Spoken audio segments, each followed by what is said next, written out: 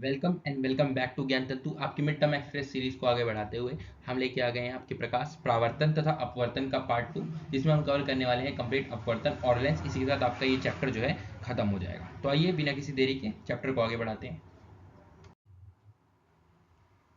आइए समझते हैं हमारा जो पहला टॉपिक इस वीडियो में रहने वाला है वो रहने वाला है प्रकाश का अपवर्तन। तो प्रकाश का अपवर्तन से क्या मतलब है? तो जो प्रकाश की किरणों के ऊपर आप देखोगे, कभी भी एक माध्यम से एक पारदर्शी माध्यम एक ऐसा माध्यम जो आप आर पार देख सको, जैसे कि आपका ग्लास यानी कांच हो गया, जैसे कि आपके पास पानी हो गया। तो ये माध्यम आप कैसे कैसे हैं आर पार दिखाई देते हैं। हवा हो गई तो इसमें आप आर पार देख सकते हो, इन्हें हम कहते हैं पारदर्शी माध्यम। तो पारदर्शी माध्यम अगर एक माध्यम से दूसरे माध्यम में जा रहा है और वो तिरछी प्रवेश करती है, तिरछी जाती है एक माध्यम से दूसरे माध्यम में, तो ये अपने पथ से जो प्रकाश की किरणें हो जाती हैं वो भटक जाती हैं, विचलित हो जाती है। इसे हम कहते हैं प्रकाश का अपवर्तन। ये घटना कहलाती है आपकी प्रकाश का अपवर्तन। जैसे कि एक डायग्राम हमें दिया गया है, यहाँ पे डायग्राम से समझिए, आपके पास माध्यम ये एक है और ये आपके पास दूसरा माध्यम है, ठीक है। तो यहाँ पे आप ये समझिए कि मान लीजिए हमारे पास ये पहला माध्यम हवा है और दूसरा माध्यम हमारे पास ये कुछ जल आप ले सकते हैं, ठीक है। तो अब यहाँ पे हो क्या रहा है वो देखिए कि एक प्रकाश की किरण आपको आती हुई दिखाई देगी। ये प्रकाश की किरण एक आती हुई दिखाई दी, तो यहाँ पे जो एंगल बना इस समय, ये जो एंगल बना, तो आपको पता है आने वाली जो किरण एंगल बनाती है उसे हम कहते हैं एंगल आई, यानी कि आपतन कोण। ये आपने पढ़ा होगा अगर आपने पिछली वीडियो देखी है। अगर पार्ट 1 नहीं देखा है तो इस वीडियो के डिस्क्रिप्शन में आपको लिंक मिल जाएगा, वहां से देख सकते हैं। तो एंगल आई का क्या मतलब है? ये है आपके पास आपतन कोण, ठीक है। अब देखिए, अभी तक हम पढ़ते थे दर्पण के बारे में। तो दर्पण से प्रकाश का परावर्तन होता था, यानी प्रकाश की किरण टकराती थी और वापस लौट जाती थी। लेकिन यहाँ पे एक माध्यम से दूसरे माध्यम के अंदर जाना पड़ेगा। तो ये जो आपके पास है ये आपका अभिलंब रहने वाला है, ठीक है। अब आगे आप देखते हैं, तो ये प्रकाश की किरण कुछ इस तरीके से निकल गई। तो यहाँ पे जो ये एंगल बना अभिलंब और ये जो प्रकाश की किरण आई है इन दोनों के बीच में, इसे आप कहते हैं अपवर्तित किरण। अपवर्तित किरण। और जो एंगल बना, जो कोण बना, उसे आप कहते हैं अपवर्तन कोण। अपवर्तन कोण, जिसे आप आर से दर्शाते हैं। आई होप आपको ये समझ में आएगा कि अपवर्तन किस तरीके से हो रहा है और थोड़ा बहुत आप इसके डायग्राम से भी रिलेट कर पा रहे होंगे। माध्यम आप समझेंगे तो माध्यम हमारे पास दो प्रकार का हो सकता है जो आपको ध्यान रखना है। एक आपके पास सघन माध्यम होता है, सघन माध्यम, और दूसरा होता है विरल माध्यम। सघन का मतलब आप समझिए भीड़ भाड़। सघन का मतलब आप समझिए भीड़ भाड़, यानी एक ऐसी जगह जहाँ पे काफी ज्यादा भीड़ भाड़ है। तो होता यह है कि प्रकाश की किरणें जब आती है एक माध्यम से दूसरे माध्यम के अंदर, एक माध्यम से दूसरे माध्यम के अंदर, तो जगह एक तरीके से आप समझ सकते हैं भीड़ भाड़ ज्यादा होने की वजह से उसको ज्यादा जगह नहीं मिलती, तो अभिलंब की तरफ मुड़ जाती है, अभिलंब की तरफ मुड़ जाती है, ठीक है। और जो स्पीड है प्रकाश की, यानी प्रकाश की जो चाल है, जो गति है, वो क्या हो जाती है? धीरे हो जाती है भीड़ भाड़ की वजह से, ठीक है। उसके बाद आप समझिए विरल माध्यम। विरल का मतलब एक ऐसा माध्यम जहाँ पे जो कण होंगे माध्यम के, ठीक है। जैसे आपने हवा देखोगे तो हवा के अंदर छोटे छोटे कण होंगे, जल के भी कुछ इस तरीके से छोटे छोटे कण होंगे। आपने क्लास 9 के अंदर ये सारी चीजें पढ़ी हुई हैं। तो विरल माध्यम के अंदर आप देखोगे अभिलंब से कैसे जाएगी? दूर जाएगी, कारण कि आपके पास जो कण है वो काफी दूर दूर है। कण काफी दूर दूर है, यानी प्रकाश जो है वो फैल सकता है आसानी से, ठीक है। तो वो अभिलंब से कहाँ जाएगा? उसको जगह मिलेगी, तो वो दूर जाएगा। और दूर जाएगा साथ ही, क्योंकि अभिलंब से दूर जा रहा है, क्योंकि जगह बहुत ज्यादा है, तो जगह ज्यादा की वजह से होने की वजह से जो आपके पास चाल है वो भी ज़्यादा रहेगी, जो आपके पास चाल है वो भी ज़्यादा रहेगी। तो ये छोटी छोटी बातें आपने ध्यान रखनी है। जैसे अगर मैं यहाँ पे बात करूँ आपके पास, तो पहला माध्यम हवा था, यानी कण दूर दूर होंगे। कैसा माध्यम हुआ? आप बोलोगे विरल माध्यम।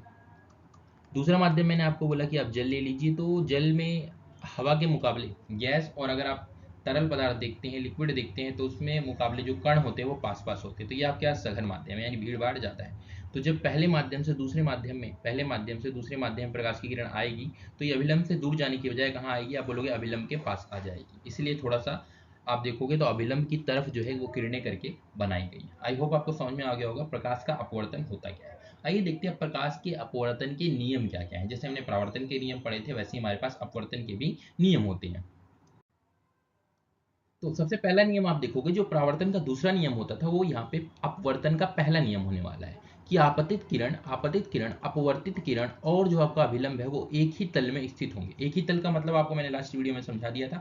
एक ही तल का मतलब है, अगर आप इनको एक पेज पे बनाते हो, एक पेज पे बनाते हो, तो सारी की सारी चीजें, तीनों की तीनों आपके पास जो आपतित किरण है, अपवर्तित किरण है और अभिलंब है, एक ही पेज पर होंगे, ठीक है। जैसे अभी आप अपने फोन की स्क्रीन पे देख रहे हो, तो आपको सारी चीजें फोन की स्क्रीन पर ही दिखाई दे रही है, यानी एक तल में दिखाई दे रही है, एक सतह में ही दिखाई दे रही हैं, ठीक है। तो ये आपके पास क्या हो जाता है? पहला पॉइंट हो जाता है। सेकंड पॉइंट आपके पास क्या होता है कि अगर आप आपका जो ऊपर एंगल आई बना और जो आपके पास एंगल आर बना, इन दोनों का अनुपात निकालते हो तो वो हमेशा एक स्थिरांक आता है, मतलब एक सिंपल नंबर आएगा जिसे आप कहते हो स्नेल का नियम, जिसे आप क्या कहते हो स्नेल का नियम, जिसे आप कहते हैं स्नेल का नियम। अब कुछ आवश्यक शर्तें हैं, ठीक है, स्नेल के नियम के लिए जो कि आपको ध्यान रखनी है। पहला जो आपके पास एंगल है आई है वो 0 डिग्री से तो बड़ा होना चाहिए और 90 से कम होना चाहिए, ठीक है, 0 डिग्री से बड़ा होना चाहिए और 90 से छोटा होना चाहिए, ये आप ध्यान रखेंगे, ठीक है। ये स्नेल के नियम का पहला शर्त है, कंडीशन है जो होनी ही होनी चाहिए। उसके बाद आप देखोगे कि जो स्थिरांक है प्रकाश का जो स्थिरांक है वो किसी निश्चित रंग के लिए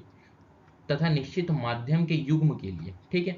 मान लीजिए आपने एक कलर की लाइट ली है, ठीक है, चाहे आपने पीली लाइट कलर की लाइट ली, चाहे आपने लाल कलर की लाइट ली, और कुछ माध्यम आपने फिक्स कर रखा है, कुछ माध्यम आपने फिक्स कर रखा है, मान लीजिए आपने हवा और जल फिक्स कर दिया है, जल फिक्स कर दिया है, तो जो आपके पास साइन आई और साइन आर आएगा, साइन आर आएगा, वो हमेशा समान आएगा, बराबर आएगा, चाहे आप आई और आर को बार बार चेंज करते रहें, जब तक आपका प्रकाश का रंग और माध्यमों का युग्म, युग्म का मतलब जोड़ा, ठीक है, यानी पहला माध्यम और दूसरा माध्यम सेम रहेगा, तब तक उसका अपवर्तनांक आप भी कह देते हैं इस चीज को, साइन आई बटा साइन आर जो आप अनुपात निकाल रहे हो उसका दूसरा नाम होता है अपवर्तनांक, ठीक है। तो आप देखोगे जो साइन आई साइन आर का रेशो है, अनुपात है, वो जब तक आपके पास रंग प्रकाश का और माध्यम का जो युग्म है, दो माध्यम है वो सेम है, तब तक ये सेम आने वाला है। एग्जाम्पल के लिए आप देखोगे कि जल के लिए हमेशा कैसा रहेगा 1.33, 1.33, बर्फ के लिए 1.31। इस टेबल का बहुत ज़्यादा आपको काम नहीं है, बस आपने ध्यान रखना है कि अगर आपने हीरा लिया, ठीक है, तो हीरे के लिए आपके पास जो रहने वाला है वो रहने वाला है 2.42, ठीक है। तो एक बार आप इस टेबल को देख लेंगे कि किसका अपवर्तनांक कैसा है। बाकी आप ध्यान रखोगे अपवर्तनांक ज़्यादा होने का मतलब है कि वो माध्यम अधिक सघन है। अपवर्तनांक अगर आपके पास ज़्यादा है, ठीक है, अपवर्तनांक मतलब साइन आई बटा साइन आर जो है आपके पास, ये अगर आपका ज़्यादा है यानी उसका जो माध्यम है वो बहुत ज़्यादा सघन है, वो अधिक क्या है आपके पास सघन माध्यम है। आइए देखते हैं और चीज़ों को, आगे हमें क्या पढ़ना है। अगला टॉपिक देखते हैं, तो अगला टॉपिक रहने वाला है आयताकार स्लैब से अपवर्तन। आयताकार स्लैब से अपवर्तन का क्या मतलब है कि अपवर्तन तो आपने समझ लिया, आयताकार स्लैब समझिए क्या है कि आपके पास एक कांच का टुकड़ा है, एक कांच का टुकड़ा है जो कि कैसा है आयताकार है, एक कांच का टुकड़ा है जो कि आयताकार है, उसे आपने नाम दिया स्लैब, ठीक है। तो आयताकार स्लैब आप देखिए, एक एग्जांपल ले लेते हैं कि हमारे पास एक स्लैब है, आयताकार कांच का टुकड़ा है। आइए देखते हैं इससे परावर्तन किस प्रकार से होगा, परावर्तन नहीं आप इसे अपवर्तन कहेंगे, अपवर्तन किस प्रकार से होगा। तो मान लीजिए ये प्रकाश की किरण आती है तो आप कहोगे आपतित किरण है, ये हमने यहाँ पे अभिलंब ले लिया, यानी सतह से एक 90 डिग्री का क्या खींच ली हमने, लाइन रेखा खींच ली। तो अभिलंब और इसके बीच में जो कोण बना उसे आप क्या कहोगे, आप बोलोगे ये हमारे पास है एंगल आई, एंगल आई मतलब आपतन कोण, आपतन कोण। आगे आप देखोगे तो होगा क्या आगे, क्योंकि एक माध्यम से दूसरे माध्यम में प्रकाश जा रहा है तो अब यहाँ होने वाला है अपवर्तन। तो अपवर्तन में आप देखोगे कि बाहर तो हवा थी आपके पास, बाहर क्या है आपके पास हवा है, और ये चीज आपका कैसा है कांच का स्लैब है। तो कांच और हवा में अगर आप देखोगे कौन सघन माध्यम है, तो आप बोलोगे जो कांच है वो सघन माध्यम होगा, सघन माध्यम होगा यानी अधिक भीड़ भाड़ होगी, और भीड़ भाड़ ज्यादा है यानी जो प्रकाश की किरण है वो कहाँ जाएगी, आप बोलोगे अभिलंब की तरफ जाएगी, यानी यहाँ बना एंगल आर, एंगल आर का मतलब है अपवर्तन कोण, ठीक है। और ये किरण आपकी क्या कहलाएगी, अपवर्तित किरण, अपवर्तित किरण कहलाएगी, ये किरण आपकी कहलाएगी अपवर्तित किरण, ये किरण आपकी कहलाएगी अपवर्तित किरण। अब देखिए वापस एक माध्यम से, ये जो आपके पास कांच वाला माध्यम था इससे प्रकाश वापस बाहर निकल रहा है, यानी वापस से एक माध्यम से दूसरे माध्यम, तो आप कहेंगे वापस से क्या हो जाएगा, प्रकाश का अपवर्तन हो जाएगा। अपवर्तन मतलब एक माध्यम से दूसरे माध्यम, तो वापस हम क्या करेंगे यहाँ एक अभिलंब बनाएंगे। और अब अभी आप देखोगे कांच जो है वो सघन माध्यम है, कांच कैसा माध्यम है, सघन माध्यम है, और जो हमारे पास हवा है वापस से आप देखोगे बाहर निकल रहा है प्रकाश, तो वो विरल माध्यम, विरल माध्यम है। इसका मतलब क्या है कि विरल माध्यम में अगर आ रहा है प्रकाश तो वो अभिलंब से क्या जाएगा, आप बोलोगे दूर जाएगा। तो आप देखोगे तो कुछ इस तरह से आपके पास अभिलंब से ये दूर चला गया। अब यहाँ पे देखिए आप, ये दोबारा से क्या हुआ हमारे पास अपवर्तन हुआ है, लेकिन हम इसका नाम क्या देते हैं, इसका नाम देते हैं एंगल ई। एंगल ई का मतलब है निर्गत किरण, निर्गत किरण, और एंगल ई को आप कह देंगे निर्गत कोण, निर्गत कोण। आगे देखिए जरा आप कि जो प्रकाश की किरण हमारी शुरू में आई थी, ठीक है, ये वाली प्रकाश किरण जो शुरू में आई थी, उसे जाना तो कुछ इस तरीके था, लेकिन क्योंकि माध्यम बदला, तो माध्यम बदलने की वजह से आपका जो प्रकाश की किरण है वो एक माध्यम से दूसरे माध्यम में जाने पर क्या हो गई, विचलित हो गई, अपने पथ से भटक गई। ठीक है, तो इसे आपने कहा अपवर्तन। ठीक है, तो जरा देखिए, अगर आप ये लाइट की जो किरण है, प्रकाश की किरण है, वो ऐसे जानी चाहिए थी, लेकिन वो गई है आपकी इस तरीके से घूमकर, इस तरीके से घूमकर। तो आप देखते हैं कि जो इन दो किरणों के बीच में गैप है, जो दूरी है, ये जो दूरी है d, इसे आप कहते हैं पासर व विस्थापन।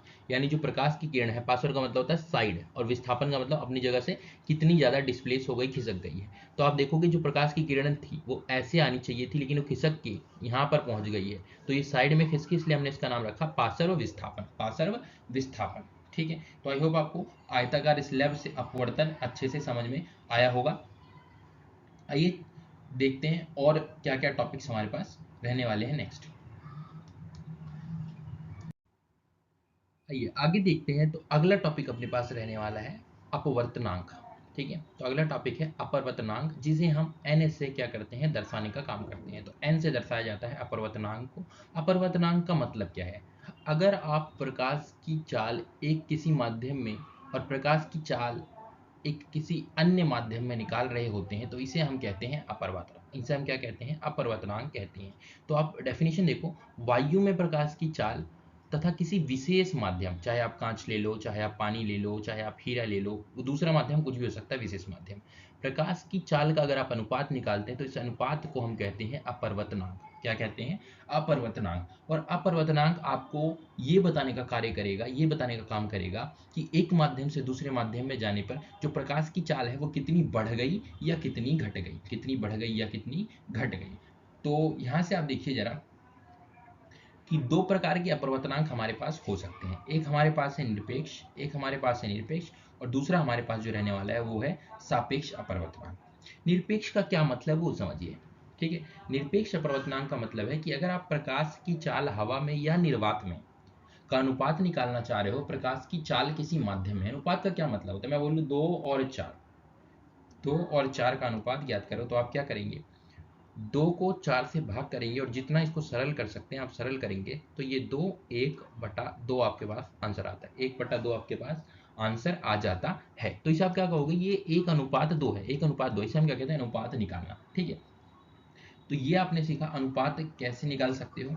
तो अगर मैं प्रकाश की चाल हवा में और निर्वात, निर्वात का मतलब है एक ऐसी जगह, एक ऐसी जगह जहां पर ना हवा है, ठीक है, ना हवा है, ना कोई और कण है, ना कोई और कण है, यानी एक ऐसी जगह जो कि बिल्कुल खाली है, उसे आप क्या कहते हैं, निर्वात कहते हैं। तो निर्वात और हवा दोनों ही जगहों पे जो प्रकाश की चाल है वो 3 × 10⁸ मीटर पर सेकेंड होती है, मैंने आपको लास्ट वीडियो के अंदर बताया था। ठीक है, और प्रकाश की चाल किसी माध्यम में आप अगर निकाल रहे हैं, इन दोनों का अनुपात निकाल रहे हैं, उसे हम कहते हैं निरपेक्ष अपवर्तनांक। तो निरपेक्ष का क्या मतलब है, जब पहला माध्यम आपके पास हवा हो, जब पहला माध्यम आपके पास हवा हो और दूसरा माध्यम कोई अन्य माध्यम हो, तो ऐसे अपवर्तनांक के अनुपात को हम कहते हैं निरपेक्ष अपवर्तनांक, जिसे आप लिखते हैं n, यानी निरपेक्ष अपवर्तनांक n। और c का मतलब है, आप बोल रहे हैं प्रकाश की चाल हवा में, प्रकाश की चाल हवा में c जो होता है उसका मान है 3 × 10⁸ मीटर पर सेकेंड। तो जो प्रकाश की चाल को हम c से दर्शाते हैं। ठीक है, और v का मतलब है वेग या फिर चाल, आप बोल दो किसी दूसरे माध्यम के अंदर जो प्रकाश की रहने वाली है। ठीक है, वो आपको क्वेश्चन में दिया जाएगा। आई होप आपको समझ में आया होगा निरपेक्ष अपवर्तनांक है क्या। आइए अब देखते हैं सापेक्ष अपवर्तनांक क्या होता है।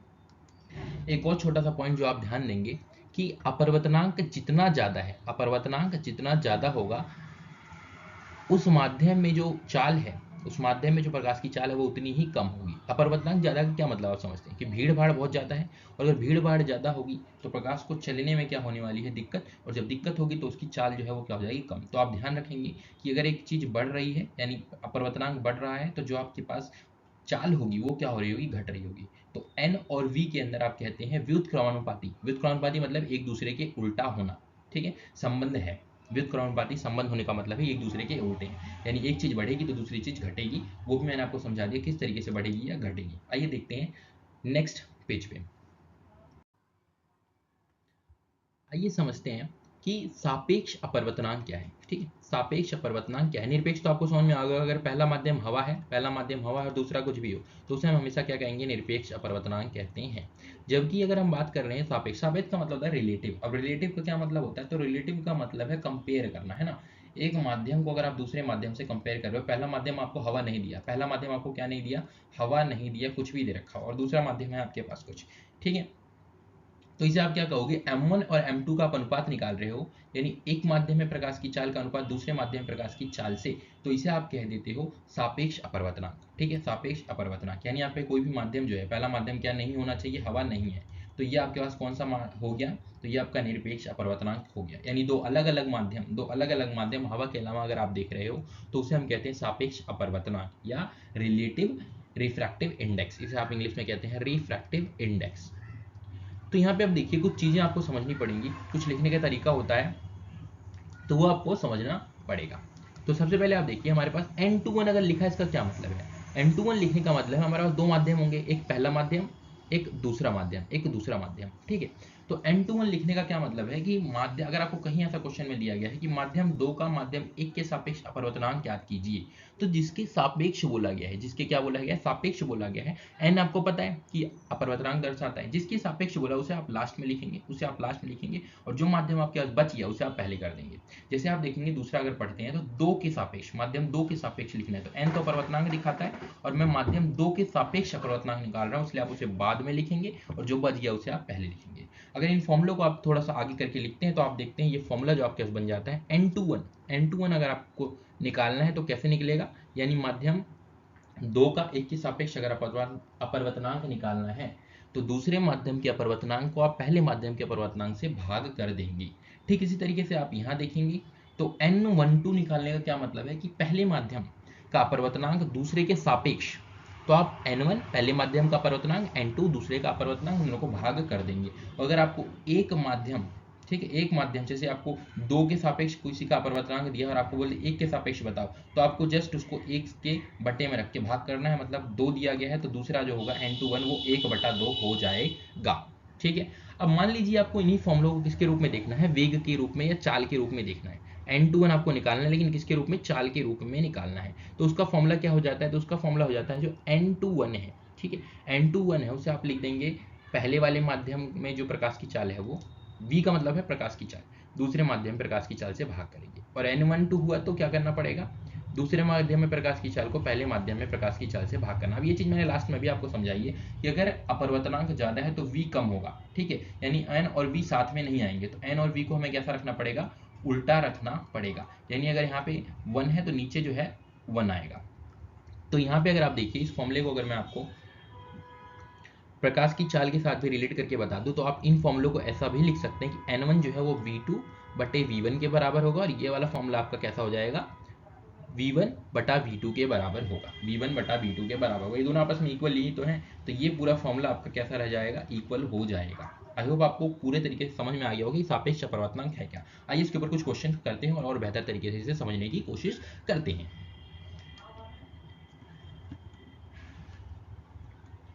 तो ये थे हमारे फॉर्मूले, आइए क्वेश्चन करते हैं। तो आइए सापेक्ष अपवर्तनांक के कुछ क्वेश्चन देखते हैं, ठीक है। तो आप देखिए जरा, पहला क्वेश्चन जो हमसे पूछा जा रहा है वो क्वेश्चन आप पढ़ेंगे तो आपको दिया गया है कि आपके पास हीरा और जल के निरपेक्ष अपवर्तनांक दिए गए हैं। ये आपके पास निरपेक्ष अपवर्तनांक है, यानी n जो है आपका किसका, n जो है आपको दिया गया है, n आपको दिया गया है किसका, हीरे का, डायमंड का 2.42, और आपको जल का कितना दिया गया है, n वाटर जो दिया गया है, अपवर्तनांक वाटर का जो दिया गया है, पानी का जो दिया गया है वो 1.33 दिया गया है। आपसे क्या पूछा जा रहा है जरा ध्यान से देखिए, हीरे के सापेक्ष मतलब जिसके सापेक्ष बोला उसको लास्ट में लिखना है, जल का अपवर्तनांक हीरे के सापेक्ष। तो अगर आप हीरे के सापेक्ष निकाल रहे हो तो इसको आप कैसे लिखोगे, सापेक्ष बोल दिया मतलब हमें सापेक्ष अपवर्तनांक निकालना है, तो उसको हम कैसे लिखेंगे, हीरे के सापेक्ष मतलब d बाद में आएगा और w पहले आ जाएगा, ठीक है। अब लिख दो इसको NW डिवाइडेड बाय ND, इसको आप सॉल्व कर लेंगे, तो NWD जो आपके पास सॉल्व करके आंसर आएगा वो कितना हो गया, NW आप लिखोगे तो 1.33, इसको भाग कर दो आप 2.42 से, तो जो आपका आंसर आ जाएगा वो आ जाएगा 0.5 और 5, ठीक है, इसे आप करके देख सकते हैं। तो ये हमारे पास क्या हो जाता है, इस क्वेश्चन का आंसर हो जाता है 0.5 और 5, ठीक है। आई होप आपको समझ में आएगा, बाकी कोई भी डाउट रहता है आप कमेंट कीजिएगा, हम आपको रिप्लाई करने की पूरी कोशिश करेंगे। तो ये हमारे पास जो है आंसर आ जाता है। बाकी आप इसमें अगर क्वेश्चन को ध्यान से देखोगे तो इसका जो आपका आंसर आ रहा होगा वो आ रहा होगा 0.549, जिसे हम राउंड ऑफ कर रहे हैं। राउंड ऑफ करने का तरीका ये होता है कि पॉइंट के बाद आप जो सबसे लास्ट नंबर देखोगे, अगर वो 5 से ज़्यादा है तो उससे पहले वाला नंबर एक नंबर से बढ़ जाता है, इसलिए हमने 2 डिजिट में कन्वर्ट करने के लिए आंसर को 0.55 लिखा है। ठीक है, आई होप आपको ये चीज़ भी समझ में आ गई, कोई कंफ्यूजन नहीं होगी। आइए नेक्स्ट क्वेश्चन को देखते हैं।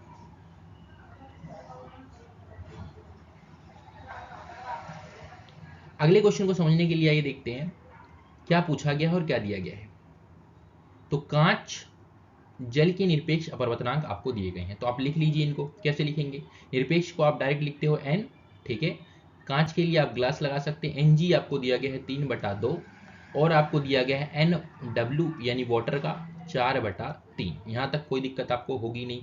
आगे आप देखिए, यदि कांच की में प्रकाश की जो चाल है, कांच में प्रकाश की चाल हमें दे रखा है 2 × 10⁸ मीटर पर सेकेंड, तो जल में प्रकाश की चाल बताइए।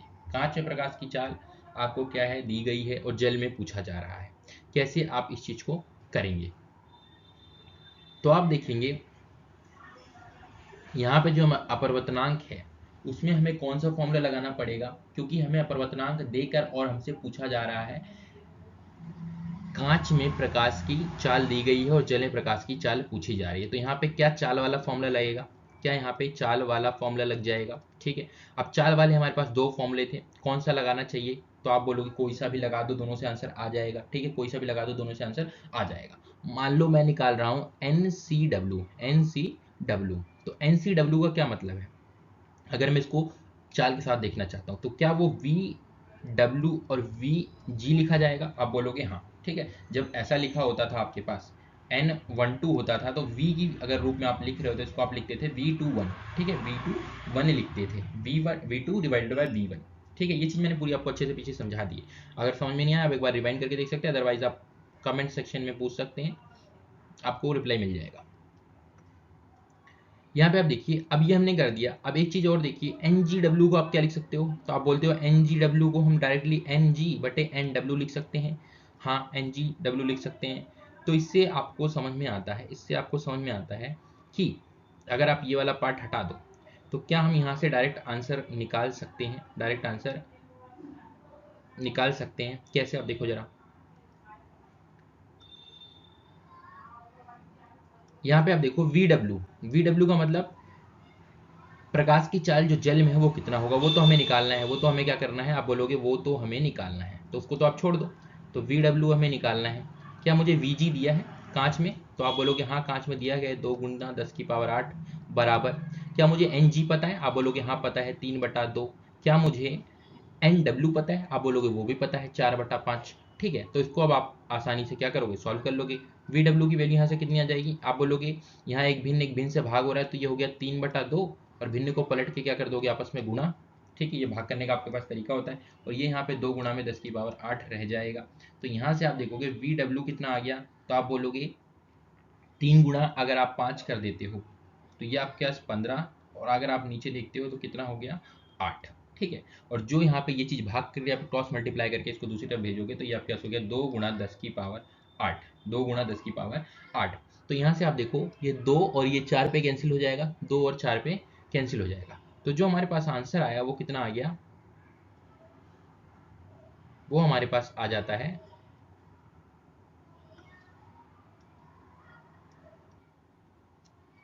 यहाँ पे आप देखेंगे तो ये हमारे पास क्वेश्चन के अंदर ये आपके पास 4/3 दिया गया है, ये आप करेक्शन कर लेंगे। ये हमारे पास 4/3 दिया गया है, तो यहाँ से आप एक बार कैलकुलेशन सही कर लेंगे तो ये हमारे पास हो जाता है 3/4। 3/4, और यहाँ पे भी आपके पास हो जाएगा 3। तो हमारे पास जो आंसर आएगा हो जाएगा 9/8। 9/8 और गुणा में 2 × 10⁸ क्रॉस मल्टीप्लाई। तो 2 से आप काट कैंसिल करोगे ये 4। तो इसे अगर हम आगे सॉल्व कर लेते हैं तो ये हमारे पास हो गया VW बराबर 9/4 गुणा में 10⁸ मीटर पर सेकेंड। ठीक है, तो ये आंसर आप देखेंगे ऑप्शन में तो कौन सा मैच कर रहा है, तो आप बोलोगे पहला मैच कर रहा है, तो ये आपके पास आंसर हो जाएगा। आई होप आपको बहुत अच्छे से समझ में आ गया होगा कि इस टाइप के क्वेश्चन हमें किस तरीके से करने हैं। नेक्स्ट क्वेश्चन आप देखिए, वापस से हमारे पास अपवर्तनांक का ही क्वेश्चन है कि प्रकाश में वायु प्रकाश वायु से 1.5 अपवर्तनांक की कांच की प्लेट में प्रवेश करती है। ध्यान दीजिएगा, वायु दिया है यानी एयर दिया है यानी हवा दिया है, एयर दिया है यानी कि हवा दिया हुआ है। पहला माध्यम वायु है, हवा है, ठीक है। और दूसरा माध्यम आपको दिया गया है कांच, दूसरा माध्यम आपको दिया गया है कांच। पहला माध्यम है एयर और दूसरा माध्यम आपको दिया गया है ग्लास, ठीक है। दूसरा माध्यम आपको दिया गया है ग्लास। आगे देखिए क्वेश्चन में क्या दिया गया है आपको कि कांच में प्रकाश की चाल कितनी है। कांच में प्रकाश की चाल कितनी है, निर्वात यानी हवा में प्रकाश की चाल आपको कितनी गई है, 3 × 10⁸ मीटर। तो पहला माध्यम अगर हमारे पास हवा है और दूसरा कोई दूसरा माध्यम है, कौन सा वाले प्रकार का अपवर्तनांक हुआ ये, तो आप बोलोगे ये तो निरपेक्ष अपवर्तनांक का क्वेश्चन है। ये कौन सा क्वेश्चन है, निरपेक्ष अपवर्तनांक का क्वेश्चन है। निरपेक्ष अपवर्तनांक का ये हमारे पास क्या हो जाता है, क्वेश्चन हो जाता है। तो ये हमारे पास निरपेक्ष अपवर्तनांक का क्वेश्चन हो जाता है। तो इसमें फॉर्मूला क्या लग जाएगा, प्रकाश की चाल पहले माध्यम में यानी C और प्रकाश की चाल दूसरे माध्यम में यानी V। तो यानी सिंपल N/C/V लग जाएगा। क्या हमारे पास N आपको दिया गया है 1.5। इसका आंसर आप कमेंट करेंगे, ठीक है। इसका आंसर आप कमेंट करेंगे कमेंट सेक्शन के अंदर। अगर आपको लास्ट 2 एग्जाम्पल समझ में आ गए हैं तो यहाँ पे कुछ नहीं करना, बस डिवाइड करके आपको आंसर ही बताना है। तो इसका आंसर जल्दी से आप कमेंट कीजिए, वीडियो को पॉज कीजिए, खुद से सॉल्व कीजिए और आंसर को कमेंट कीजिए। आइए चलते हैं अगले टॉपिक पे। आगे आप देखेंगे तो अगला टॉपिक जो हमारे पास है वो है गोलीय लेंस, ठीक है। गोलीय लेंस है क्या, तो लेंस क्या होता है, तो आप कहते हैं लेंस हमारे पास एक पारदर्शी माध्यम है। लेंस क्या है हमारे पास, एक पारदर्शी माध्यम है, यानी कि ऐसा माध्यम जिसके आर पार आप देख पा रहे होंगे, जिसके पास एक सतह या उसकी जो दोनों सतह है वो कैसी होनी चाहिए, गोलीय होनी चाहिए, तभी आप उसे कहेंगे कि ये गोलीय लेंस है। तो गोलीय लेंस की परिभाषा बनती है कि यह एक पारदर्शी माध्यम है जिसकी एक या दोनों सतह जो है वो कैसी होनी चाहिए, गोलीय होनी चाहिए, तो हम इसे कहते हैं गोलीय लेंस। गोलीय लेंस आपके पास 2 प्रकार के हो सकते हैं, ठीक है। गोलीय लेंस आपके पास 2 प्रकार के हो सकता है, एक आपके पास उत्तल, एक आपके पास उत्तल, दूसरा आपके पास जो हो सकता है वो है अवतल। दूसरा आपके पास जो हो सकता है वो क्या है, अवतल, ठीक है। पहला उत्तल लेंस और दूसरा अवतल लेंस। इसके कुछ और भी नाम है जो आप ध्यान रखेंगे। द्विउत्तल भी आप बोल सकते हो, इसको आप द्विउत्तल ही बोल सकते हो कि देखो यहाँ पे एक ये उत्तल और एक ये उत्तल जो हमने क्या लगा दिया है, दर्पण एक तरीके से लगाया हुआ है। बस फर्क इतना है कि पहले दर्पण में आप देखते थे उसकी एक सतह को पेंट हम करके रखते थे, लेकिन हम यहाँ पे जो सतह है उसकी उसको पेंट नहीं करेंगे, क्योंकि हमें जो प्रकाश है उसे आर पार करवाना है, उसका परावर्तन नहीं करवाना है, ठीक है। तो ये जो है हमारे पास 2 उत्तल आपने यहाँ पे शेप की दर्पण लगा दिए हैं, तो इससे हमारे पास क्या बन गया है, तो आप बोलोगे लेंस बन चुका है, ठीक है। ये क्या बन चुका है, लेंस बन चुका है। तो ये हमारे पास लेंस है, इसका नाम रखा हमने द्विउत्तल, द्विउत्तल, ठीक है। आपने देखा होगा ये जो होती है शेप हमारी कैसी होती थी, उत्तल की, तो ऐसे ही एक और उत्तल मैंने इधर से जोड़ दिया दर्पण। बस फर्क इतना है कि यहाँ पे हमने पेंट नहीं करा है, ठीक है। जो एक साइड हम पॉलिश करते थे उस साइड को पॉलिश नहीं करा हुआ है। ऐसे आप देखते थे ये जो हमारे पास अवतल होता था, तो एक और अवतल ऐसा जोड़ करके हमने क्या बना दिया, लेंस बना दिया है। तो इसका नाम हमने रख दिया है क्या, आप बोलोगे इसका नाम रख दिया हमने द्विअवतल, द्विअवतल। द्विउत्तल का दूसरा नाम है अभिसारी लेंस। अभिसारी लेंस मतलब इसमें जो भी प्रकाश की किरणें जाएंगी, जो भी प्रकाश की किरणें जाएंगी, ये उसे एक जगह पे इकट्ठा करने का काम करेगा, वो उसे एक जगह पे इकट्ठा करने का काम करेगा, फोकस करने का काम करेगा, ठीक है। सेकेंड चीज आप देखो, अवतल लेंस का जो दूसरा नाम है वो है अपसारी लेंस। अपसारी का मतलब होता है प्रकाश को फैलाने का काम करेगा। जो भी प्रकाश के पास जाएगी वो इसको क्या कर देगा, इस तरीके से फैला देगा, वो इसको एक तरीके से क्या कर देगा, फैला देगा। यहाँ पे पीछे तो आएगा नहीं, क्योंकि ये क्या है हमारे पास, ये हमारे पास लेंस है, एक माध्यम से दूसरे माध्यम में प्रकाश से चला जाएगा, ठीक है। आइए कुछ और छोटी छोटी चीज देखिए। जो आपके पास उत्तल लेंस रहने वाला है, उत्तल लेंस रहने वाला है, क्या रहने वाला है, आप बोलोगे उत्तल लेंस रहने वाला है, और दूसरा आपके पास अवतल लेंस रहने वाला है। उसकी पहचान आप कैसे करोगे, तो जो आपके पास उत्तल लेंस है आप देख पा रहे होगे, ये जो है बीच में से कैसा दिख रहा है आपको, आप बोलोगे मध्य भाग इसका जो है मोटा है, और अगर आप किनारों पे देखोगे ये वाला पार्ट, ये वाला पार्ट और ये वाला पार्ट, तो आप बोलोगे किनारों से तो ये कैसा है, पतला है। तो ऐसे लेंस को आप कहते हैं उत्तल लेंस, ऐसे लेंस को आप कहते हैं उत्तल लेंस। ये पहचानने का तरीका है। अब बीच वाला पार्ट देखिए आप, जो है वो कैसा है, पतला है। बीच वाला पार्ट, मध्य भाग कैसा है, पतला है। किनारे से कैसा हो रखा है, देखो आप, किनारे से तो ये मोटा हो रखा है, ऊपर नीचे से आप देखो किनारों से मोटा हो रखा है। तो ऐसे जो किनारे से मोटे होते हैं लेंस, उसे आप कहते हैं अवतल लेंस, उसे आप कहते हैं अवतल लेंस। तो आई होप आपको गोलीय लेंस बहुत अच्छे से समझ में आ चुके होंगे।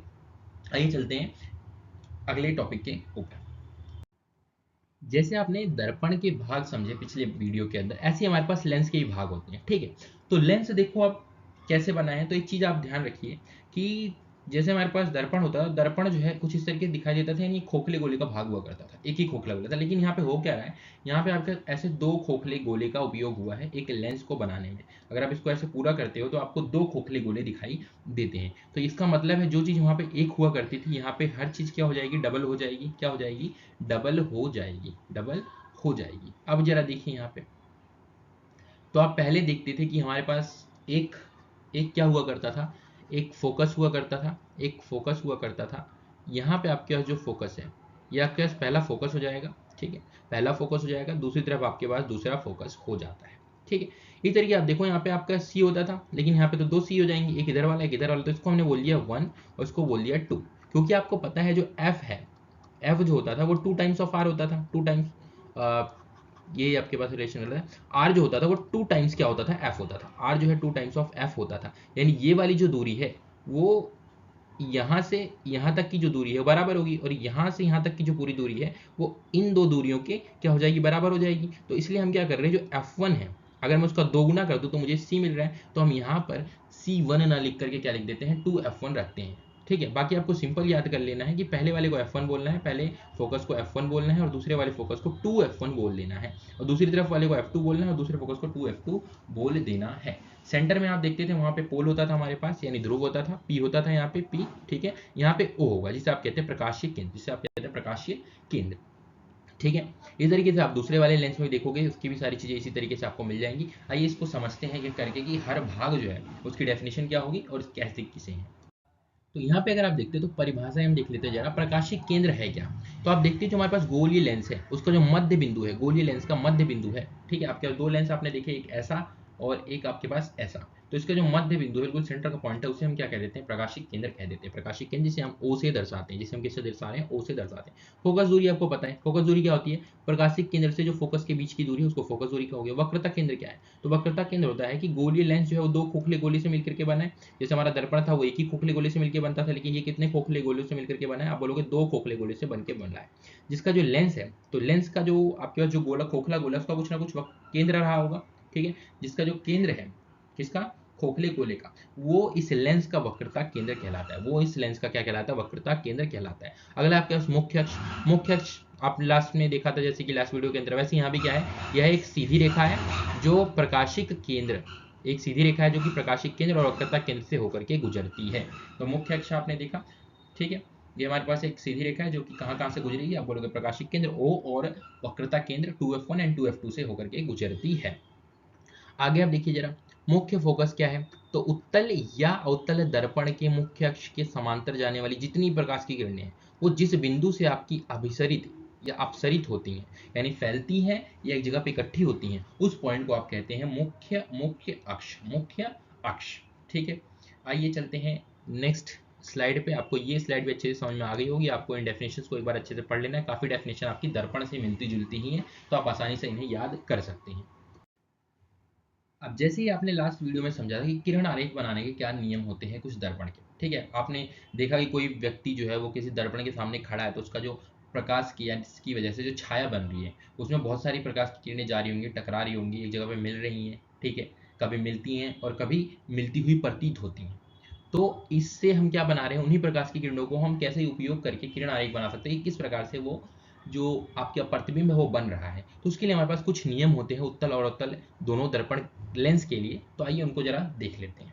तो पहला नियम आप देखिए क्या होता है। पहला नियम, अगर कोई प्रकाश की किरण मुख्य अक्ष के समांतर है, जो आपको लाइन दिख रही है ये वाली, इसके समांतर है, तो वो कहाँ से जाएगी, तो आप बोलोगे फोकस से जाएगी।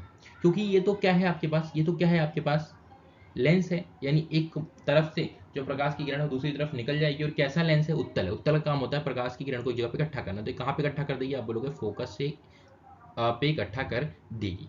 तो आइए देखते हैं जरा। तो ये प्रकाश की कोई किरण आई जो कि कैसी है, समांतर है मुख्य अक्ष के। समांतर होने का मतलब वही है कि आपकी जो इन दोनों के बीच में गैप है हमेशा वो क्या रहेगा, फिक्स रहेगा, चेंज नहीं होगा, ठीक है।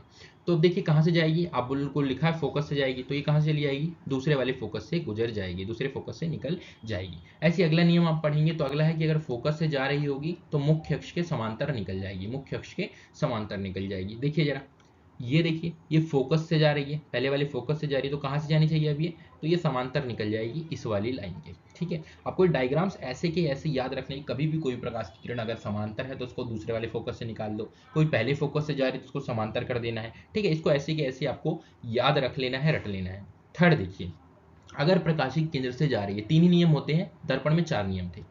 अगर कोई प्रकाशिक केंद्र से प्रकाश की किरण जा रही है तो वैसी की वैसी सीधी निकल जाएगी, ठीक है। ये ऐसे के ऐसे ही सीधी आगे निकल जाएगी बिना किसी विचलन के। तो तो ये हमारे पास केसेस थे किसके किसके नियम थे, उत्तल लेंस से अगर हमें क्या बनाना है, कोई किरण आरेख बनाना है तो उसके नियम थे। अब आइए देखते हैं अवतल के। ठीक है, अवतल में भी देखिए पहला नियम वही रहेगा कि अगर मुख्य अक्ष के समांतर है तो फोकस से जाएगी। लेकिन दिक्कत अब यहाँ पे ये आने वाली है कि ये तो कैसा है, अपसारी होता है, यानी प्रकाश की किरण को एक जगह पे इकट्ठा करने के बजाय क्या करेगा, ये तो क्या कर देगा, फैला देगा। ये तो क्या करेगा, आप बोलोगे ये तो फैला देगा इस तरीके से। ठीक है, ये तो क्या कर देगा, ये आपका फैला देगा कुछ इस तरीके से, ये तो फैला देगा। तो ये फोकस से अब कैसे हम पास करें, तो आप देखोगे कि इस वाले फोकस से ले जा पाना तो मुमकिन है ही नहीं।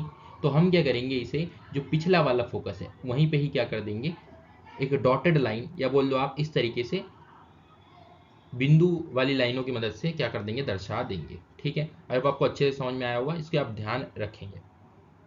आगे आप देखिए, अगला हमारे पास नियम था कि अगर फोकस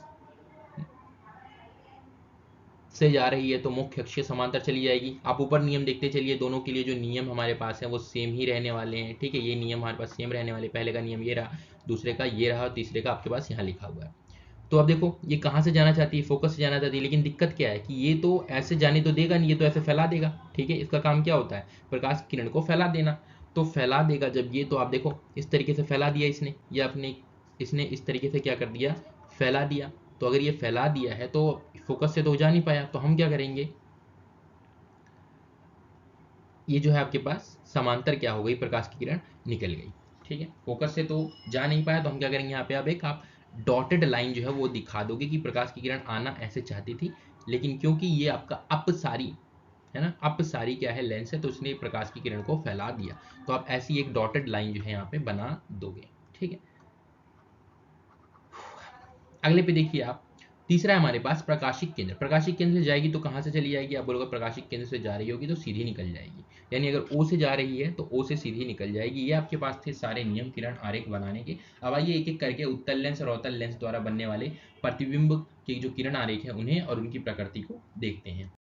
ये आपकी आपकी एनसीईआरटी की टेबल रहने वाली है, जहाँ पे आपको देखो जैसे हमने दर्पण में सारी चीजें करी थी कि बिंब का मतलब हमारा वस्तु या ऑब्जेक्ट, वस्तु या ऑब्जेक्ट। ठीक है, और प्रतिबिंब का मतलब जो उसकी छाया बन रही है, परछाई बन रही है। ठीक है, इमेज जिसे आप बोल देते, इमेज उसकी बात कर रहे हैं यहाँ पे, साइज की बात करोगे, और तीसरी प्रकृति कैसी है। तो जब आपने अनंत पे रखा तो आप देखोगे फोकस F2 पे बन रहा है, फोकस F2 पे बन रहा है। जैसे दर्पण में आपने देखा था, अगर आप अनंत पे रखते थे, अनंत पे रखते थे, अनंत पे रखते थे, तो कहाँ पे बनता था, फोकस पे बनता था। तो यहाँ पे भी फोकस पे बन रहा है, लेकिन कौन से वाले फोकस पे, दूसरे वाले फोकस पे। ठीक है, और कैसा बन रहा है, जैसे वहां पे छोटा बनता था बिंदु के आकार का, यहाँ भी छोटा और बिंदु के आकार बनेगा। वास्तविक और उल्टा जैसे वहां बनता था, यहाँ भी वास्तविक और उल्टा ही बनेगा। ठीक है, वही सारा केस जो आप अवतल दर्पण में देखते थे, यहाँ पे सब कुछ किसके लिए हो जाएगा, उत्तल लेंस के लिए हो जाएगा। दूसरा, अगर 2f1 से पीछे रखो, 2f1 से पीछे रखो तो देखो F2 और 2f2 के बीच में बन रहा है, छोटे साइज का बन रहा है, वास्तविक और उल्टा बन रहा है। फिर आप इस तरीके से अपना तीसरा केस, फिर चौथा केस, पांचवा केस, छठा केस सारे देख सकते हो। आइए इन सभी केस को एक एक करके इनका डायग्राम बना करके देखते हैं, तो ज़्यादा बेटर तरीके से समझ में आएगा। अपनी इस टेबल को एक साथ में रखिएगा अपने, चाहे तो आप इसे नोट डाउन कर सकते हैं, अदरवाइज आप अपनी एनसीईआरटी में भी देख सकते हैं। आइए अब एक एक करके समझते हैं कि अगर हम उत्तल लेंस के अलग अलग जो 6 केस दिए गए हैं उनका किरण आरेख बनाएंगे तो वो किस प्रकार से बना सकते हैं। ठीक है, तो आइए मान लीजिए हमारे पास पहला है, जो वस्तु हमने अनंत पर रखी है। अनंत पर रखने का मतलब हमने 2f1 यानी जो सेंटर होता है हमारे पास लेंस का, उससे काफी दूर रख दिया है। ठीक है, तो उसे हम कहते हैं अनंत पे रखना। तो मान लीजिए हमारे पास एक वस्तु है, बिंब है ए बी, जिसकी हाइट है। तो आप बोलोगे एक प्रकाश की किरण हम यहाँ से निकाल सकते हैं क्या, हाँ। अगर ये समांतर है किसके, मुख्य अक्ष के, तो F2 से निकल जानी चाहिए, बिल्कुल। इस तरीके से एक और प्रकाश की किरण हम समांतर लेकर के F2 से निकाल सकते हैं, जहाँ पे दो प्रकाश की किरणें काटती हैं। तो दो प्रकाश की किरणें अगर असलियत में काट रही होती तो उसे हम कहते हैं वास्तविक प्रतिबिंब। कैसा कहते हैं, वास्तविक। और अगर वास्तविक है तो वो हमेशा उल्टा होता है, वास्तविक है तो हमेशा कैसा होता है, उल्टा होता है। साथ ही आप ये देखिए जरा कि यहाँ पे F2 पे जहाँ पे दो मिले हैं, कैसे बन रहे हैं, बिंदु का आकार का ही तो बन रहा है। तो आप टेबल उठा के देखो, पहला केस क्या था, बिंदु का आकार का बन रहा है, बहुत छोटा बन रहा है, कैसा बन रहा है, वास्तविक बन रहा है, उल्टा बन रहा है। वास्तविक क्यों बना, क्योंकि रियल में, असलियत में दो प्रकाश की किरणें एक दूसरे को काट रही हैं। अगर आपको सिर्फ काटती हुई नजर आ रही है, बोल दो प्रतीत हो रही है, ऐसा लग रहा है कि हाँ काटेंगी, लेकिन असलियत में नहीं काट रही है, तो फिर वो कैसा केस हो जाता है, वो आपका आभासी का केस हो जाता है। और आभासी हमेशा जो है सीधा प्रतिबिंब बनाता है। आइए सेकंड केस देखिए, मान लीजिए मैंने 2f1 से परे रखा है, मतलब 2f1 के पीछे रखा है। तो ये हमारे पास एक बिंब है, वस्तु है। इससे आप एक प्रकाश की किरण निकाल सकते हो समांतर, समांतर है तो F2 से जाएगी। ठीक तरीके से एक और प्रकाश की किरण आपको निकालना है, तो आप O से निकाल सकते हो, प्रकाशिक केंद्र से। तो ये आपके पास प्रकाशिक केंद्र से निकली, जहाँ पे इन दोनों ने काटा, कहाँ पे, आप बोलो इस वाले पॉइंट पे जहां पे दोनों ने काटा वो आपके पास क्या जाता है, प्रतिबिंब का स्थिति जो है या बोल दो पोजीशन आ जाती है। तो ए बी, अब ये देखो यहाँ पे मैंने ए और बी सीधा लिखा है, लेकिन यहाँ पे बी डैश और ए डैश बना दिया है। ठीक है, ए डैश बी डैश तो आपको ये बता रहे हैं कि ये प्रतिबिंब है, और ए बी आपको बता रहा है कि ये बिंब है। लेकिन डैश बी जो है ऊपर है और ए मैंने नीचे कर दिया है, क्योंकि ये दिखा रहा है कि आपका उल्टा प्रतिबिंब बन रखा है। ठीक है, अब देखो 2f1 पर ही रख दिया तो 2f2 पे बनना चाहिए। जैसे कि आप अवतल दर्पण का केस याद कीजिए, तो अवतल दर्पण होता था जब हम सी पे रखते थे तो सी पे ही बन जाता था, समान आकार का बन जाता था। तो आप देखिए जरा,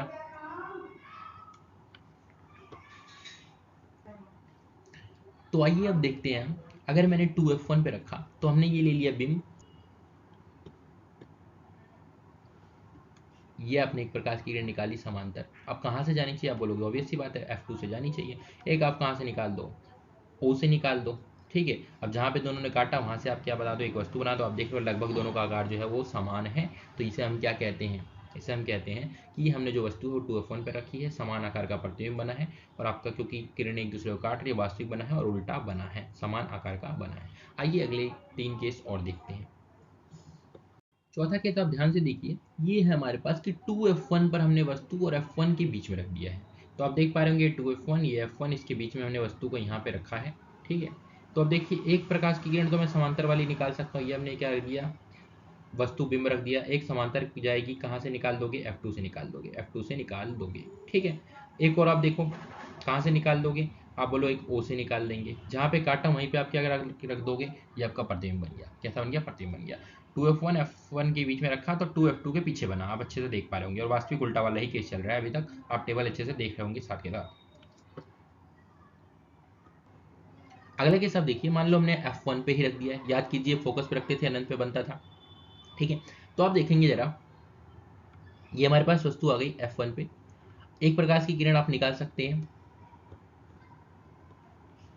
एक प्रकाश की किरण आप निकाल सकते हैं समांतर, तो ये समांतर चली गई तो f2 से जाएगी। एक आप o से निकाल सकते हैं। आगे अगर आप देखोगे तो कहीं भी, ठीक है, ये मिलती हुई नहीं दिख रही, लेकिन आपको लग रहा होगा कि हाँ कहीं ना कहीं आगे जाकर के एक दूसरे को क्या कर सकते हैं, कैंसिल कर सकते हैं। जहाँ भी कैंसिल करेंगे, हमारे सामने नहीं करें इसलिए हम बोलते हैं इनको इन्फिनिटी। इन्फिनिटी मतलब अनंत पे जाकर के क्या बन जाएगी, इमेज यानी प्रतिबिंब बन जाएगा। ठीक है, कहाँ पे बनेगा, अनंत पर जाकर के कहीं इन दोनों का जो प्रतिबिंब है वो बनने वाला है।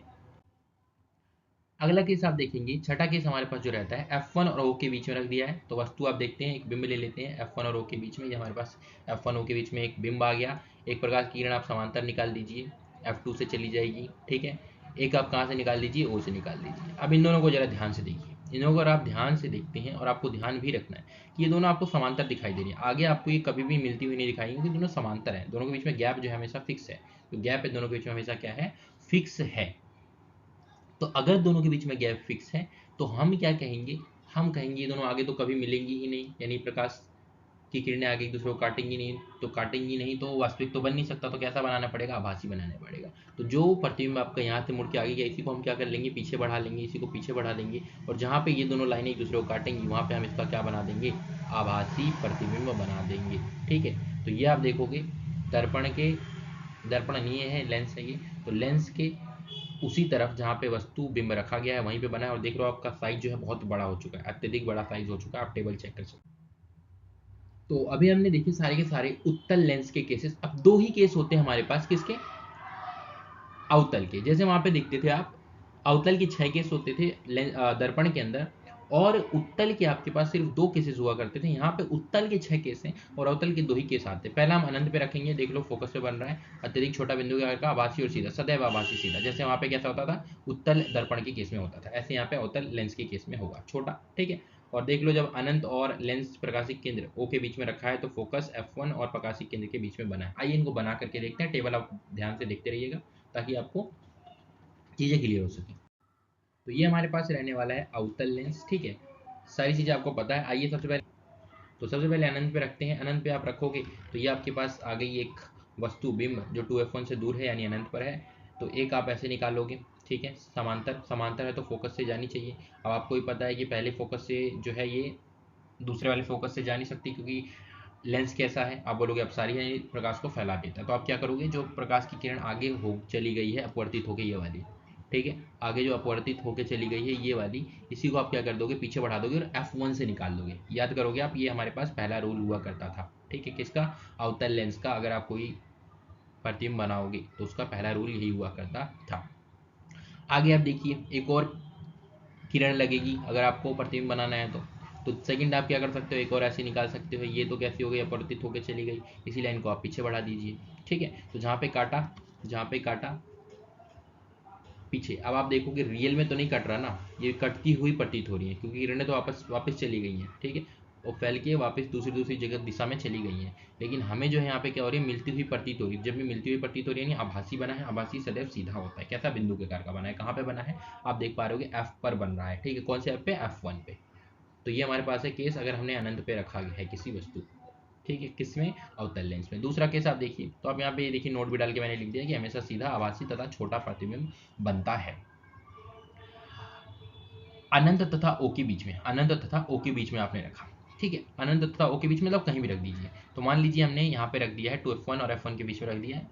तो अब देखिए एक आपके पास गया ये, तो ये फैल जाएगा क्योंकि अब सारी लेंस है। इसको आप पीछे बढ़ा लोगे तो F1 से जाएगी प्रकाश की किरण, मिलती हुई प्रतीत होगी। दूसरा आप कहाँ से, O से निकाल लीजिए। तो आप देख रहे हो F1 और O के बीच में हमारे पास क्या बन रहा है।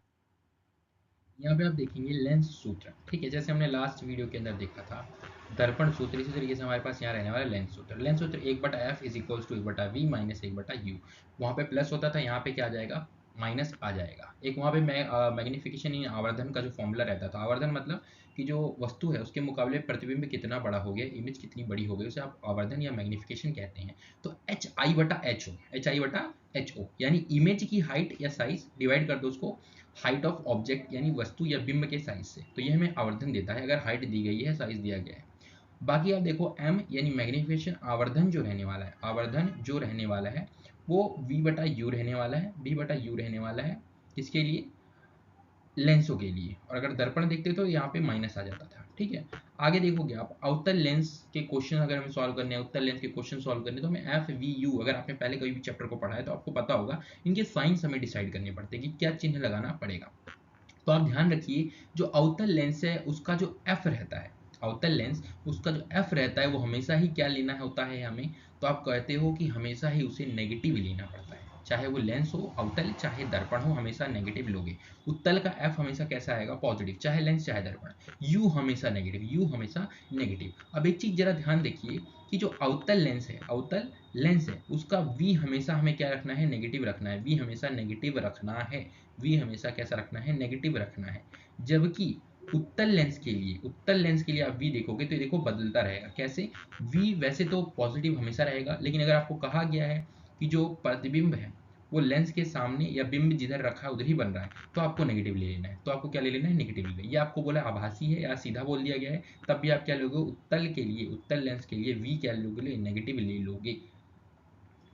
तो आपको ये आई होप बहुत अच्छे से समझ में आ चुका होगा। आइए नेक्स्ट टॉपिक पर चलते हैं। कौन रहता है वो बड़ा हुआ है। किसी अवतल लेंस की फोकस दूरी क्वेश्चन करते हैं। आइए देखिए ध्यान से जरा, कौन सा लेंस दिया गया है। सबसे पहले आप देखोगे अवतल लेंस आपको दिया गया है, मेंशन कर लीजिए ताकि आगे चल के आप चीज़ों को आसानी से कर पाओ। जहाँ पे फोकस दूरी f की वैल्यू 15 सेंटीमीटर दी गई है, ठीक है। आगे आप देखो बिंब को लेंस से कितनी दूरी पर रखें, बिंब को लेंस से कितनी दूरी पर रखें, ये देख लो आप जरा। बिंब को लेंस से कितनी दूरी पर रखें, किसके द्वारा, बिंब का लेंस से 10 मीटर दूरी पर प्रतिबिंब बने। प्रतिबिंब की लेंस से दूरी कितनी दी गई है, आप देख लो। तो दी गई है v बराबर 10 सेंटीमीटर, और हमसे पूछा गया कितनी दूरी पर बिंब को रखें, वस्तु को रखें, तो ये हमें नहीं पता है, ठीक है। तो आप जरा देखो, लेंस द्वारा उत्पन्न आवर्धन भी ज्ञात कीजिए। आवर्धन मतलब मुझे एम भी निकालना है, ठीक है। तो ये दो चीज़ें मुझे निकालनी, आइए एक एक करके समझते हैं। तो सबसे पहले तो आप साइन लिख लीजिए, चिन्ह लिख लीजिए। तो एफ अभी मैंने आपको बताया, अवतल लेंस हो चाहे आपके पास दर्पण हो, हमेशा आपको एफ नेगेटिव लेना है, ठीक है। क्वेश्चन में आपको नहीं दिया हुआ होगा। वी भी अभी आपको मैंने दिखाया कि अवतल लेंस का हमेशा ही नेगेटिव रहता है, हमेशा ही क्या रहता है, नेगेटिव रहता है। यू और निकालना है। तो सबसे पहले आइए हम लगा देते हैं यहाँ पर क्या, लेंस सूत्र। तो लेंस सूत्र की सहायता से आप करेंगे 1/f 1/v माइनस 1/u। ये हमारे पास लेंस सूत्र होता है। यहाँ पे मुझे दो चीज़ें पता है, क्या क्या पता है, f पता है, v पता है, मैं u निकाल लूँगा, बिल्कुल निकल जाएगा। चलिए सबकी वैल्यू रखिए। तो माइनस 15 1/v। आपके पास माइनस का 10 माइनस में ये अपने पास माइनस का u, ठीक है। अगर मैं u निकालना चाहता हूँ तो आपको u को एक तरफ अकेला छोड़ना पड़ेगा, ठीक है। एक काम कीजिए, इस पूरी चीज़ को आप क्या कर लीजिए, इस तरफ शिफ्ट कर लीजिए और इसे दूसरी तरफ शिफ्ट कर लीजिए। इससे एक काम हो जाएगा कि जो माइनस का साइन आ रहा है u के पास में, ये खत्म हो जाएगा, प्लस आपका जो 1/u है वो एक तरफ आ जाएगा, ठीक है। तो देखिए जरा, 1/u पॉजिटिव हो जाएगा, हाँ हो गया।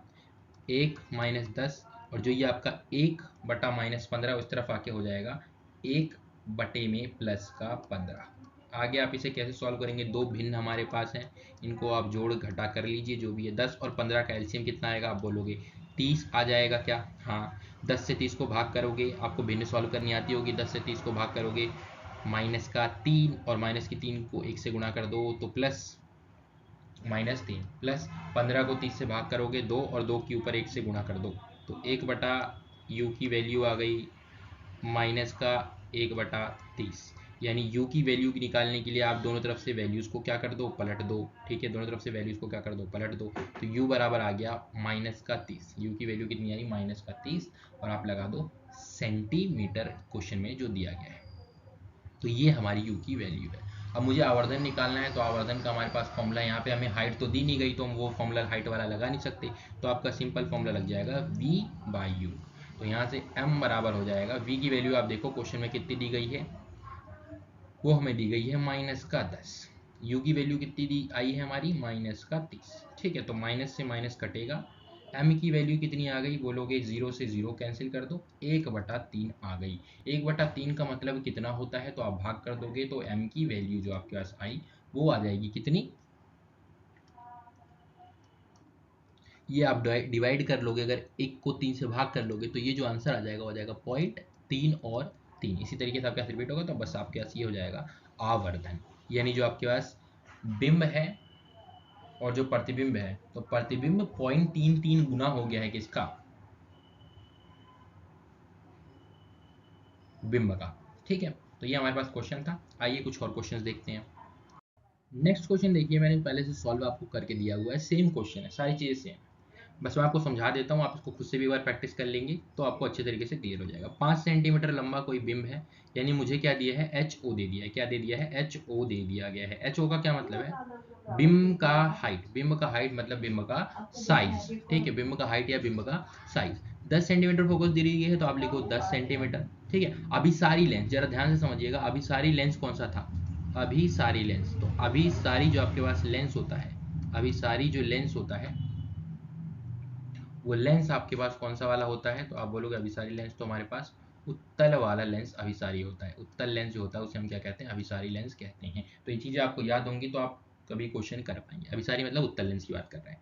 एच ओ आप देख लीजिए जरा, एच ओ, एफ आपको दिया गया है उत्तल के लिए, एफ हमेशा पॉजिटिव रहता है। यू देख लीजिए क्वेश्चन में कितना दिया गया है, अभिसारी लेंस से 25 सेंटीमीटर दूरी पर, 25 सेंटीमीटर दूरी पर हमने क्या रखा है, कोई बिंब रख दिया गया है, ठीक है। तो 25 सेंटीमीटर अपने पास किसकी वैल्यू हो गई, यू की वैल्यू हो गई। आप देख पा रहे होंगे यू की वैल्यू कितनी आ गई, यहाँ पे देखो 25 सेंटीमीटर आ गई है।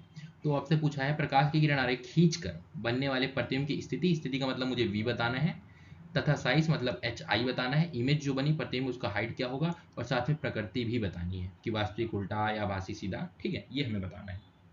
तो सबसे पहले आप v निकालने के लिए, स्थिति निकालने के लिए हमेशा क्या लगाएंगे, लेंस सूत्र। लेंस सूत्र लगा के अगर आप सॉल्व करोगे तो आपके पास 1/v की वैल्यू आई 3/50, जिसे अगर आप सॉल्व करते तो ये 16.6 और 6 से रिपीट होता जाएगा। तो हमने क्या करा कि 6 तो रिपीट, और अभी मैंने आपको पीछे राउंड ऑफ करना सिखाया, तो राउंड ऑफ करके मैंने इसको ले लिया 16.7 सेंटीमीटर।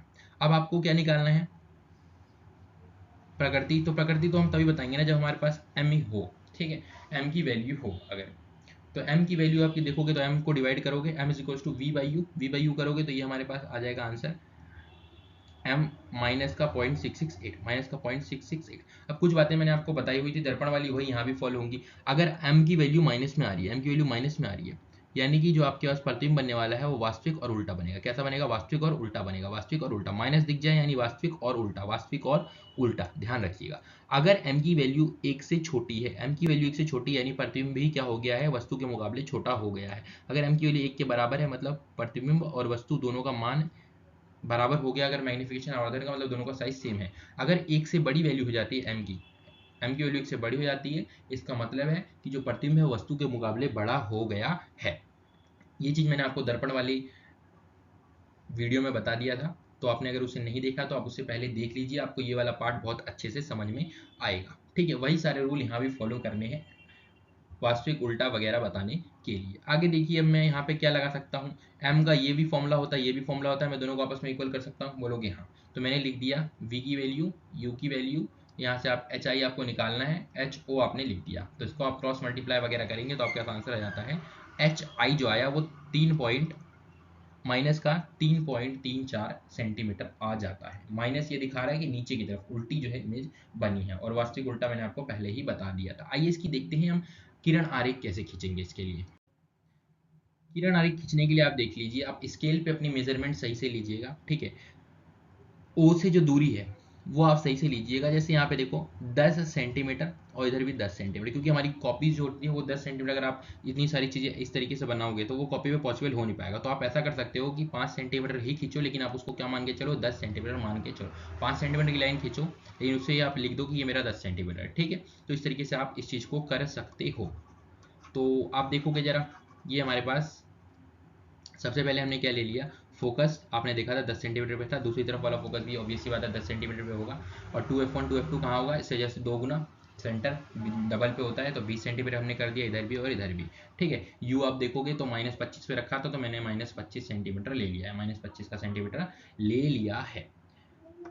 तो अब आप यहाँ पे देखो जरा, इसके जस्ट पीछे मैंने रख दिया -25 में। बाकी अगर आप एक्चुअल जो है ये 10 सेंटीमीटर 20 सेंटीमीटर लेकर के चलना चाहते हैं कॉपी पे, तो वो भी बना सकते हैं अगर आप पॉसिबल हो पाए तो। ठीक है, एग्जैक्ट मेजरमेंट भी लेकर के चल सकते हो। और मैंने यू ले लिया, कितना है अपने पास, -25 सेंटीमीटर है। ठीक है, तो अब जरा देखो, आप सबसे पहले आप अपनी वस्तु ले लो। ये हमारे पास वस्तु आ गई 25 सेंटीमीटर पे। एक प्रकाश की किरण कैसी गई, समांतर, कहाँ से जाएगी, F2 से जाएगी। ठीक है, एक और चाहिए होगा तो आप O से निकाल लीजिए। जहाँ पे इन दोनों ने एक दूसरे को काटा, ये आपके पास क्या बन के आ गया, एक प्रतिबिंब बन के आ गया। कितनी दूरी पे है, तो आप बोलोगे 16.7। यहाँ पे आप नीचे देख सकते हो 16.7 सेंटीमीटर दूरी पे है। तो अगर आपके पास ऐसा कोई क्वेश्चन आता है जहाँ पे आपको किरण आरेख भी खींचना है, तो आप ऐसे खींच सकते हैं। एक ये क्वेश्चन रहने वाला है, इसे आपको सॉल्व करना है, कमेंट में आंसर देना है। ठीक है, आपको कमेंट करना है ताकि मुझे समझ में आ सके कि आपको ये वीडियो जो है इसका कंटेंट समझ में आया है, और आपको न्यूमेरिकल जो है इस चैप्टर के वो आप आसानी से कर पा रहे हो। ठीक है, या नहीं कर पा रहे हो, तो आप देखेंगे इस क्वेश्चन को अच्छे से पढ़ेंगे, सारी चीज़ें अप्लाई करेंगे, और जो भी आंसर होगा इसको आप कमेंट करके बताएंगे। आइए चलते हैं अगले टॉपिक पे। अगला टॉपिक देखिए, आपके पास है लेंस की क्षमता। लेंस की क्षमता का क्या मतलब है, तो किसी लेंस द्वारा प्रकाश की किरण को अभिसरित करना। अभिसरित का क्या मतलब है कि वो कितना मोड़ पा रहा है प्रकाश को, है ना, एक जगह पे कितना इकट्ठा कर रहा है, फोकस कर पा रहा है, या कितना अपसरित कर पा रहा है। अपसरित मतलब कितना फैला पा रहा है। ठीक, कितना क्या कर पा रहा है, फैला पा रहा है। इसको हम कहते हैं लेंस की क्षमता। कि लेंस की क्षमता क्या है, कि जो प्रकाश उसके अंदर से होकर के जाएगा वो किसको, उसको कितना ज़्यादा फैला पा रहा है, या कितना ज़्यादा एक जगह पे इकट्ठा कर पा रहा है, इसे हम कहते हैं लेंस की क्षमता। ठीक है, लेंस की क्षमता जो है इसका ऐसा ही मात्रक होता है डायोप्टर, जिसे हम डी से दर्शाते हैं। पावर जो है क्षमता, यानी पावर निकालने का फॉर्मूला क्या रहने वाला है वो देखो जरा, 1/f। एफ क्या है, फोकस दूरी। अगर एफ की वैल्यू मीटर में है तो आपको डायरेक्ट आंसर डायोप्टर में मिलेगा, बट अगर आपको एफ की वैल्यू सेंटीमीटर में दिया गया है तो आप इसको ऊपर जो है 100 रखेंगे, 100/f करेंगे। ठीक है, तो आपका जो आंसर आएगा वो डायोप्टर में आएगा, अदरवाइज आपका आंसर गलत हो जाएगा। अगर सेंटीमीटर फोकस दूरी दी गई है तो आप ऊपर क्या रख दोगे, 100 रख दोगे। ठीक है, एक डायोप्टर की आपको एग्जाम में डेफिनेशन पूछ ली जाती है कई बार, तो आप ध्यान रखेंगे एक डायोप्टर उस लेंस की क्षमता होती है। ये आंसर जो है एक कब आएगा, जब ये वाला पार्ट भी एक हो। ठीक है, वो तो पहले से दे रखा है, ये वाला पार्ट भी हो, यानी एक ऐसा लेंस जिसकी फोकस दूरी 1 मीटर होती है, 1 मीटर होती है, उसकी जो पावर है क्षमता, उसको हम क्या बोलेंगे, एक डायोप्टर। ठीक है, तो ये आप यहाँ से डेफिनेशन पढ़ लेंगे। अब जरा यहाँ पे देखिए, जो हमारे पास एक नोट डाल के लिखा हुआ है लेंस का संयोजन। ठीक है, लेंस का संयोजन क्या है, कि मान लीजिए मैंने क्या करा, 2 या 3 लेंसों को आपस में जोड़ दिया, 2 से 3 लेंस को आपस में क्या कर दिया है, जोड़ दिया गया है। तो जैसे कि आप देखते होगे, अगर आप चश्मे वाले के यहाँ जाओगे तो चश्मे वाले क्या करता है, आपके पास 3 से 4 लेंसों को एक साथ लगाता है, और फिर उनसे मिला करके आपका जो चश्मे का या लेंस का एक अकेला लेंस बन करके आ रहा होता है, एक अकेला लेंस बन के आ रहा होता है।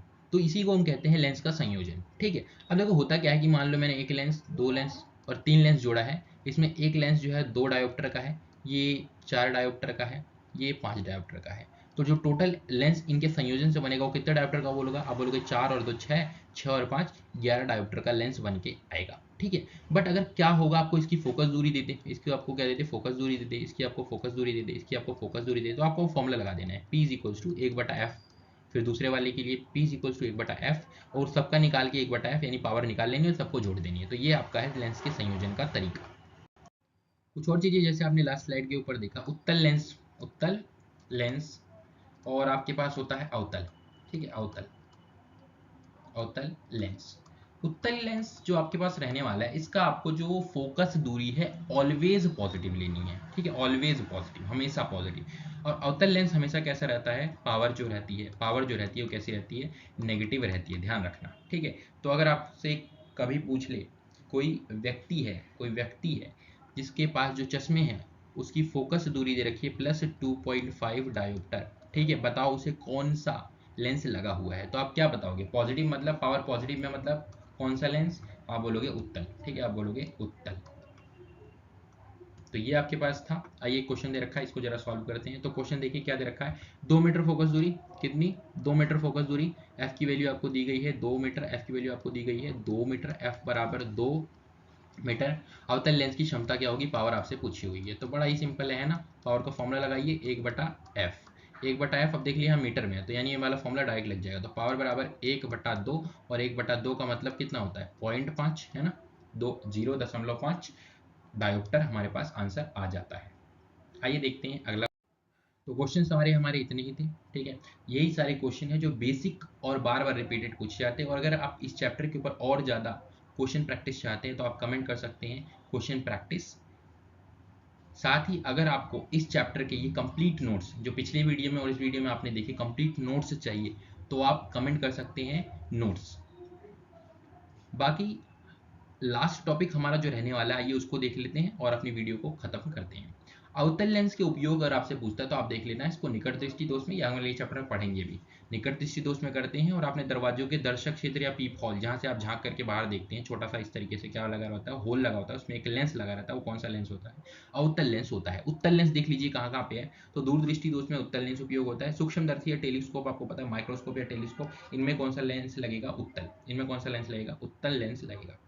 आवर्धक कांच या मैग्नीफाइंग ग्लास जो आपके पास होते हैं उसके अंदर क्या लगा रहता है, उत्तल लेंस। कैमरों के लेंस में भी आपके पास उत्तल लेंस रहने वाला है। तो ये आपके पास था कंप्लीट चैप्टर। आई होप आपको समझ में आई होगी, चीज़ें आसान लगी हुई होंगी।